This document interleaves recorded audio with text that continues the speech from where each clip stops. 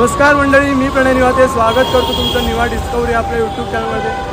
आपल्या सगळ्यांच्या घरी बाप्पाचं आगमन झालेलंच आहे। मी मुंबईमध्ये राहतो, तर मुंबई म्हटलं की आठवतं ते लालबाग। लालबाग तर तुम्हाला माहितीच आहे, लालबाग ओळखलं जातं लालबागच्या राजामुळे। पण लालबागच्या राजासोबतच लालबागच्या आजूबाजूची खूप सारी अशी मंडळं आहेत, तिथे खूप सुंदर सुंदर मूर्त्या आणि देखावे साकारले जातात। तेच आता आपण बघणार आहे या व्हिडिओच्या माध्यमातून। तर व्हिडिओ कंटिन्यू करा आणि कंटिन्यू करा।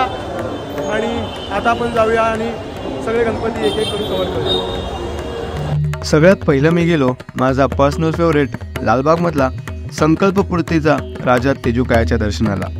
यावेळेस राजा तेजूकाया हा विठ्ठलाच्या रूपात दिसला। काही वेळातच दर्शन झालं आणि पहिलं दर्शन घेऊन असा हुरूप चढला की लगेच मी पुढे निघालो। यानंतर मी गेलो मुंबईच्या राजाच्या दर्शनाला।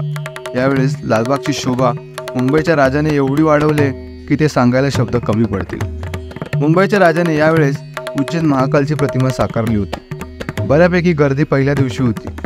तिथे एंटर केल्यानंतर सर्वात पहिलं दिसतं ते भगवान शंकराची मूर्ती। तिथून सरळ गेलं की शिवरूपातील महाकालाचं दर्शन होतं आणि तिथून दर्शनाच्या दोन रांगा, एक वरून जाते आणि एक खालून, दोन्हीकडून मूर्ती जवळून पाहायला मिळते।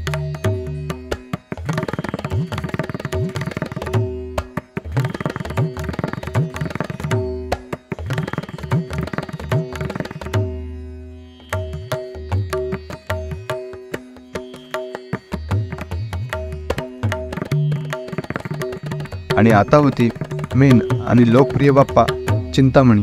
पण इकडे एवढी गर्दी होती की पुढे गेलोच नाही। तिथूनच समोरच्या गल्लीत आहेत काळाचौकीचा महागणपती। तुम्हाला माहिती असेलच, चाळीतून बाहेर पडणारा बाप्पा तुम्ही पाहिला असेलच, तो हाच।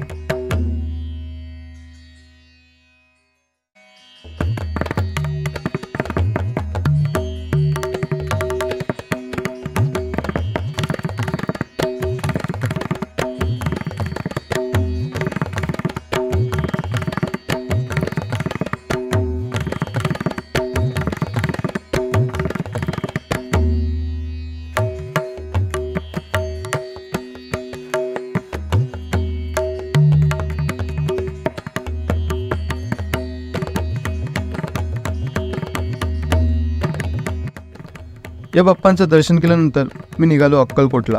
आता तुम्ही म्हणाल अक्कलकोट, तर हो, रंगारी बदकचाळ या मंडळाने खरं वाटणारं अक्कलकोट मुंबईत साकारलंय। एंट्रीच्या इथे भिवू नकोस, मी तुझ्या पाठीशी आहे, अशक्यही शक्य करतील स्वामी, असा संदेश आणि स्वामींची प्रतिमा।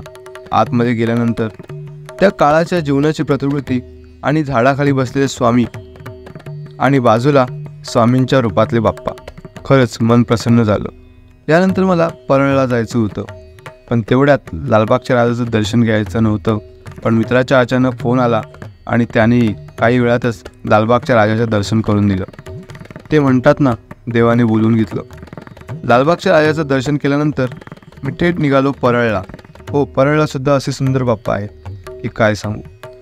पहिला गणपती परळचा राजा, याला नदी पार्कचा राजा असेही म्हणतात, कारण हा नरे पार्कमध्ये बसतो।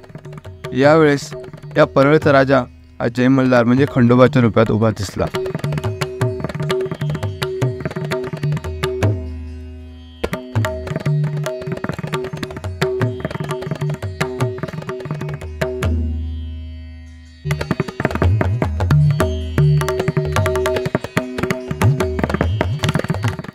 राजाचं दर्शन घेऊन मी पुढे निघालो परळच्या महाराजाकडे।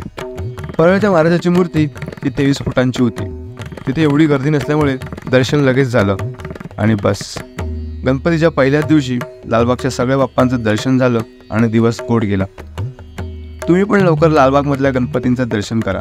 तोपर्यंत मी मुंबईच्या खेतवाडीचा व्हिडिओ घेऊन लवकरच येतो। चॅनल लाईक, शेअर, सबस्क्राईब करायला विसरू नका। जय हिंद, जय महाराष्ट्र, गणपती बाप्पा मोरया।